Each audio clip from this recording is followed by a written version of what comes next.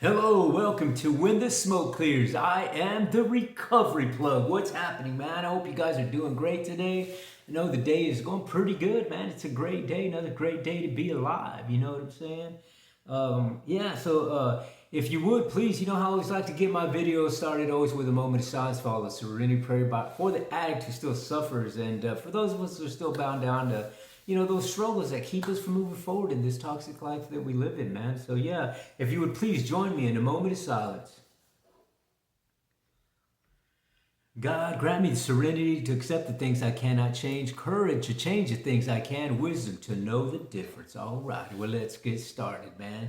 Well, check this out. You know what? I was had somebody that I was talking to, and normally I do meditation, and that's where usually I get the subjects and the topics that I want to talk about on my video podcast, right? But today it was a little different for me. That something that just kind of jumped out at me during the day, and it's something that somebody I know was going through. So I was curious on how people deal with this. You know what I mean? And it's the fact of letting something go. You know what I'm saying? And how hard is that to do?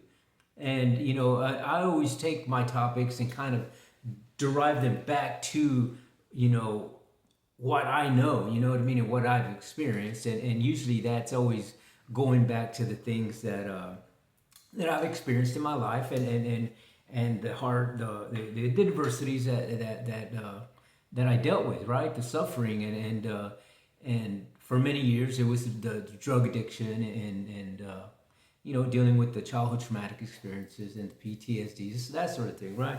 And so,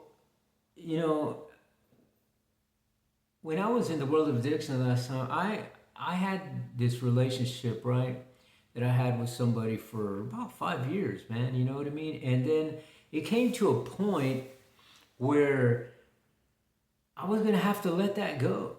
You know what I'm saying? It was either keep living in this world of misery or let this go and do something different in your life, because it wasn't getting any better, right? So I had to make a decision, and that decision was to work on me. You know what I mean? And it was a tough thing, man, to just drop somebody at a drop of a dime that you've been with for 5 years, and then just all of a sudden you got to get up and go. You know what I mean? And it was a tough thing to do. There was a few other things involved in that. You know what I mean? There was some obviously conversations, and this is how I feel. This is what I want to do. If you want to do what I want to do, then you got to get yourself clean. And they chose their path, and I chose mine. But in that retrospect, it was such a hard thing to do. It was hard enough having to confront and talk about it, but it was even worse having to deal with the after effects, with the aftermath of that situation, which, it led to a lot of sadness, a lot of depression, and just hard to pick up the pieces and move forward, right? And how was I going to do that? You know what I mean? And I want to just kind of read you guys something real quick that I pulled up, and it says that let me see if I can get this up just a second. Come on. Okay, yeah, it says that letting go of people, places, and things can be challenging due to various psychological and emotional factors. And some of the common reasons is the fear of the unknown. You know what I mean? Uncertainty of moving on. It can be daunting, leading, to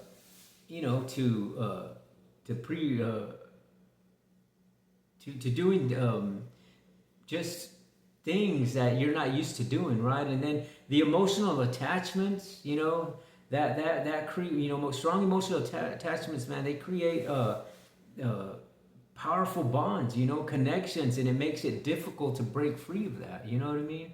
And also the attachment of mechanisms, which means it's the brain releases hormones, you know what I mean, like oxycontin and vasopressin during relationships, and it makes it hard to let it go. So it's almost like you get addicted to a relationship or an object. Maybe somebody passed away and you can't let go of their things or whatever, you know what I mean.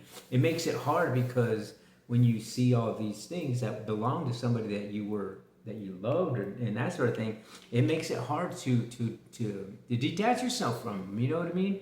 And another thing is the memories, again, like we were discussing, and then the fear of being alone, you know what I mean. That is one of the hardest things, because isolation is dangerous, you know what I mean. Isolation is dangerous, and you know it also is hard to do things like that. And just another couple of things that it says over here. It says few things are as difficult as letting go of the past. It says people tend to think that it's only the good things that anyone has a hard time letting go of. In truth, it can be anything. Even changing and letting go of negative situations brings a lot of challenges.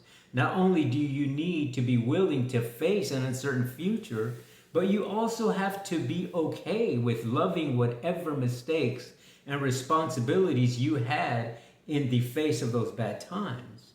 You know what I mean? And also, now that this is not to blame anyone to finding themselves in a bad situation, not at all. It's just that many people know they are in a bad situation and choose to stay in it, ignore their gut feelings, or give the benefit of the doubt to someone who doesn't deserve it. It's easy to slip into a self-blame pattern and beat yourself up for that mistake, and if you don't love yourself well. But and saying that, I can relate, you know what I mean, because a lot of the time I can remember being depressed and stuff like that, and struggling, not knowing what had happened to this person, and feeling this guilt that if they OD or if there's something happens to them, it's my fault because I should have been there. You know what I mean? But I know I'm not. I know that that's not none of. I mean, it's not my. That's out of my hands, right? But it's just that feeling of attachment that's hard to let go. So it brings you into these other emotional things that bring you down, and it's almost like having chains of addiction, except you're just having these chains of emotional instability and not knowing how to fix it because you're too busy trying to still fix that outside world when you should be fixing you first. You know what I mean? And it took me a little while to figure that out. You know what I mean? It's not like I didn't know. It's just that, depression and sadness can be tough. You know what I'm saying? So it's just the having to get up and de-weed your garden. You know what I'm saying? That's the thing. If you want your life to flourish and have a beautiful garden, man, you're gonna have to get up and de-weed that thing. You know what I'm saying? And that's what I had to do. And it was a little tough. You know what I'm saying? But the more that I got up and took some weeds out, one day, a couple another day, and it just so on and so forth. The next thing you know, the whole garden is just weed free and full of beautiful flowers. You know what I'm saying? And it's not a easy thing to do by any means, but it is an attainable thing. And I believe that you just have to be consistent with it, and also not only the consistency, but involving yourself in a community. You know what I mean? I think that is probably the most imperative thing that you can do, is to allow yourself to find a community that works for you. You know what I'm saying? Because the world of isolation is tough, man, number one. And when you're trying to detach yourself from something, you get into this bowl of misery, this bowl of sadness, this bowl of depression, this bowl of you know, not showing compassion for yourself. You know what I'm saying?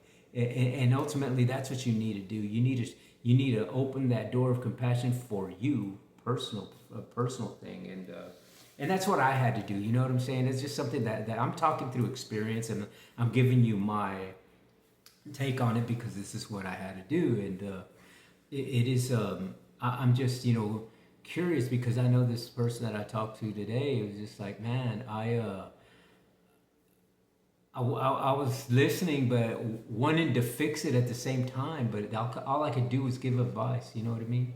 And advice through personal experience. You know what I mean? And hopefully that was enough. You know what I mean? And I know that I sit in a lot of these rooms of peer support groups, in just different recovery type, settings and stuff like that. And, you know, I share my stories because I believe if I don't share them, then I'm doing a disservice to not only myself, but to somebody else who may need it. You know what I mean? And I believe that I'm right now in this position in my life that by no means am I like all the way free or whatever, right? But because I know that my adversities are dormant, they're there. You know what I mean? I don't carry them with me. I allow the energy, the divine energy to carry it, but I know that they're there.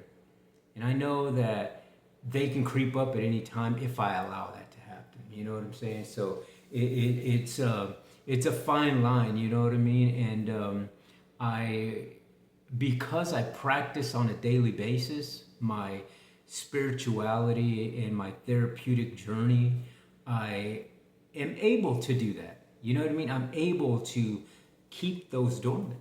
You know what I mean? Because I think the first when I believe if I stop doing what I'm doing, then automatically my mind is going to go to what it knows, and it's the default that's been there for many years. And the subconscious mind can be dangerous because the subconscious mind stores all the old stuff too. You know what I mean? And so it's tough, to try to get out of that little phase and to stop beating yourself up and then because the pity party kind of can get pretty dangerous. You know what I mean? Because I know a lot of people that wound up not coming out of the pity party. You know what I'm saying? And led to suicide and that sort of thing. And that's the thing that we want to avoid. You know what I mean? And if you have a friend, if you have yourself or whatever, just know the red flags. You know what I mean? And when you see red flags, being in a community helps to address that. You know what I mean? And that's I mean, that's what I find helpful, you know what I mean? Because there was times that I didn't want to be here anymore, you know what I mean? And because I would make myself go to these rooms and listen to people's stories, and sometimes somewhere in any one of them places, there's always somebody that their energy touches your energy, you know what I'm saying? And it draws something, man. It tugs at you a little bit. And let it, when it happens, let it, man, because that's you being vulnerable. That's you showing compassion for yourself, man. It's showing that you give a shit. You know what I mean? And so yeah, but it's I just thought I'd bring that topic up. You know what I mean? Because I know that a lot of people in this world deal with that kind of stuff, man. And it's weird that when you get on this journey of spirituality, you start feeling hurt that you never felt before, because it's not your hurt, but it actually is, if that makes any sense. You know what I mean? Because when I hear and see people that I know and care for hurting, then I hurt for them and wanting to relieve that suffering from them. And when you can't, all you can do is try and send your energies their way so that hopefully they can move past that adversity, you know what I mean? And the cool thing is that since I'm connected to the divine energy, my energy carries that. And you have that same capability as I do. You know what I mean? We all are connected to that divine energy. And it's just that some of us have it dormant and some of us forgot that we have it. And it is, when you involve yourself in a community, it starts sparking that up, man. It starts charging that energy up. And, you know, I'm at a point in my life right now where my energy is charged, you know what I'm saying? And now it's just overflowing. And when it overflows, that's when you give that away. You know what I mean? That's when you can start sharing your message, doing things of good merit, and doing it because you care, doing it because you want to help somebody else without in your mind thinking that, hey, if I do this, I'm going to get this. No, it's just like, you know what? I'm helping you because I care. I'm helping you because I don't want to see you suffer. I don't want to see you hurt. And that's why I do these videos, you know what I mean? So that perhaps that my energies can connect with somebody's energies who is in that situation, man. And maybe if you're not in that situation and you're already out of the adversity, out of the little storm or whatever, and you're living a good life of spirituality, maybe this is your chance to say, hey, you know what? I'm going to help somebody, you know, to do some service work. You know what I'm saying? And service work can just be anything, man. Volunteering somewhere or just sitting in one of these random meetings, you know what I mean? People that you don't know. And sharing the story because your story could help somebody. You know what I'm saying? I believe that everybody's story is a piece of somebody else's puzzle. And for us to go back to where we came from, because that's our ultimate journey, is going back to where we came from. And when we got here, we were just this pure being. And with all this toxicity in our world, so our job is to go back as pure as we can, right? And I believe that we got to go back to that energy of the divine matrix, and you're just like this piece of puzzle for that. You know what I mean? And the more toxic that you live your life, the more your shape for that puzzle starts changing. So the more that you get into this way that you came in, pure, you know, you're not going to get all the way there, but to know that you're pretty close, and you can get back into that puzzle, and you fit in perfectly because you're connected. You know what I mean? You're connected to it just like I am, and it's cool, man. It's just, and I believe that involving yourself in a community with like-minded people, the people who are already on this path, who already have this illumination of their energy, just vibrant. And I feel like anybody who comes in contact with me and I touch you, or if you come within my little, you know, radius circle here, then you're going to get some of that energy without even me knowing it. You know what I mean? It's just the fact that we're connected. You know what I mean? And you're going to get some of that energy, whether you want it or not. You know what I'm saying? And those are the seeds. You know what I mean? Those are the seeds. And that's just that seed to say, hey, you know what? Maybe it's time to start pulling, you know, a couple weeds out of your, you know, garden of life. You know what I'm saying? And man, do we all have weeds in our garden of life, man? You know what I mean? And man, I know mine were freaking 10 feet tall. Couldn't see past them for a long time, man. And now I feel like my garden's de-weeded, man. You know what I'm saying? I can see pretty far with that illumination of that energy, man. I can see pretty far, and it's a good feeling. You know what I mean? It's a good feeling, and it just gives me this joy that that I get this second chance in a sense, and able to share messages to somebody who may need it. You know what I mean?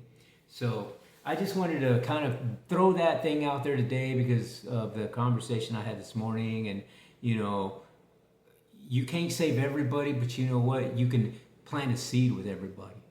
You know what I'm saying? And hopefully that they water it. You know what I mean? So, but anyway, man, that's the message for today, man. I hope that my message and my vibrations and my frequency touched you guys. And at this time, if you please give me a thumbs up, hit the bell, hit that subscribe button, give me a comment, whatever, you know what I mean? And just know that when you do that, it doesn't cost you a thing, but you know what? You will be helping out another veteran, another homeless person, another person dealing with PTSD, childhood traumatic experiences, drug addiction, alcoholism, depression, sadness, anger issues, suicidal thoughts, my friends, because I have dealt with all of those things at one point in time in my life, and guess what, man? I know a way out. And my way out could be your way out. So I guess until the next time, When the Smoke Clears, I am the Recovery Plug.